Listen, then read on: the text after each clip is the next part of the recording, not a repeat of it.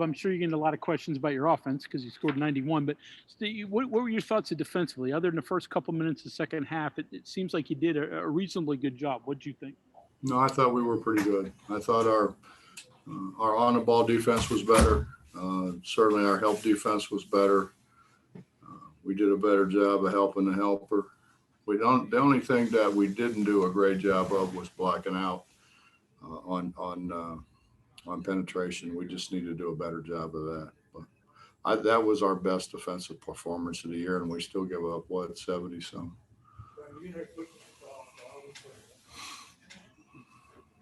Next is Charles Montgomery. Coach, you said it on Tuesday against Iowa State. You can't really relax late in games. Were you able to at all today to relax late against Kansas? Yeah, when Bill told him to stop fouling. That was about when I started relaxing. I mean, we were still putting ourselves at tough positions against their pressure. But then it got to the point where there was no way they could come back, and he just said stop fouling. So I was happy about that. Just run the clock. Cody Nesper. Hey, Coach, after your high praise of McCormick yesterday, what did you think of him and Derek's battle? I think he's really good. I think not only did Derek and Gabe do a pretty good job on him, but I thought our ball pressure from the passer was much better. And that's a key thing in guarding post players is don't let the guy passing the ball throw it where he wants. I thought that was much better. Over to Ryan Pritt. Hey, Coach, obviously you could make the argument that Taz and Deuce and Derek have been your most consistent players this year, but was that about as good as they've been together in the same game? And how encouraging was that? And how do you kind of keep that going moving forward? I don't know. I don't know if that's the case or not. The first thing I thought about was Richmond, and I thought we got a really good game from a lot of people in that game. But obviously those are the three guys that offensively kept us in the game. But I thought Emmett Matthews was terrific. He passed the ball, he guarded, he got key rebounds. He's a 6'7" guy. We can switch off on guards. I thought he was really good. I thought he really, really helped us. And, JB's the same way. JB's just not, right now, Emmett's a junior and JB's is a freshman, first year playing, but he's going to be the same way.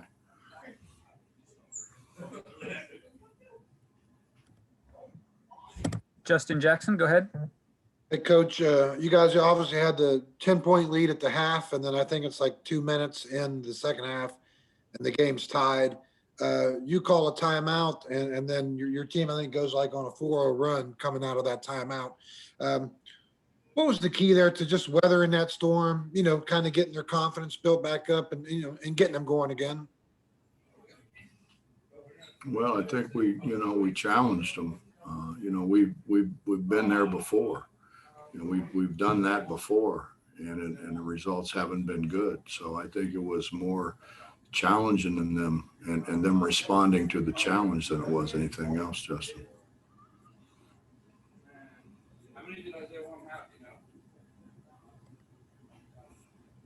Kevin Kinder, go ahead. Coach, the ability of Taz and Deuce to get into the lane just seemed like a great counterpoint to their three-point shooting. Did you talk to them any about being a little bit more aggressive with that? And is that kind of the next step of the improvement in this offense, is the ability to drive it in there? Well, that's what Taz did in junior college. Taz was a very good three-point shooter, but he also could play with his back to the basket, which he did a great deal for us in the second half. And he can drive it. It's a little unconventional, which makes it even better. So yeah, I want all of them to be able to use everything they can possibly use to score the ball so we can win a game. Next, we'll go to Keenan Cummings. Go ahead, Keenan. Hey, Bob, went with a different starting lineup today. Is that kind of a one-game thing or something you're going to stick with? Well, we're going to change things. Their perimeter guys are so big and so long. I stood beside Brown. He's 6'6". I mean, I'm 6'4", and he's 2 inches taller than me. I mean, all their perimeter guys. I mean, you go stand beside them. I don't know what. I didn't even really pay attention to what they're listed at, but they're taller than I am. So and I'm legit 6'4". So we just wanted. Excuse me. We just wanted to try to match up their size, which I thought would help us defensively, and I thought it would help us rebounding wise. Back over to Greg. Bob, in terms of Gabe, I'm sure you've had other players, but if you had one that isn't really going to score but is more valuable for you, I'm Cam Thurman type, or I don't know who, but how valuable is he for a guy who can't score? Well, I think he's along those lines. He's along those lines of what Cam gave us. Cam gave us a 6'6" center who guarded everybody. I mean, when you think about the people that he guarded in the Big East at 6'6", he did a terrific job. But yeah, I've always kind of, not always, but a lot of times I've had guys like that. And the great thing is they're unselfish, so you're not worried about somebody jacking up, 8 shots when those shots really should be going to the other guys. Last couple for Hugs here. Go ahead, Skylar Callahan. Hey, Coach, the play at the end of the half where it looked like the ball was sitting on the rim, did you get much of an explanation for that? And then the one where Deuce got called for the foul, McCormick on the putback, did you hear anything out of that one? No, you don't hear anything that other than they thought it was a good tip in. It's you wish they could go back and look at those things, but you can't, because I mean, if you went back and looked at every controversial play, we'd still be playing. We'll finish up with Justin and then Cody. Go ahead, Justin. Coach, obviously you've been talking about the defense a little bit, and obviously a very improved effort today. Just a few days ago you were talking about how this group was maybe one of your worst defensive teams. I'm just kind of wondering how much of that was just to try to kick them up a notch, and how much of that did you really believe? Well, I believed it. I believed a lot of it, but I'm not opposed to trickery, Justin. I mean, if that's what it takes to get them playing better and playing harder, I'll try to trick them.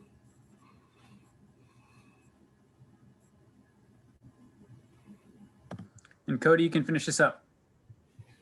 Just going back to Gabe really quick, I'm just curious, what goes into being good at taking charges, like drawing charges?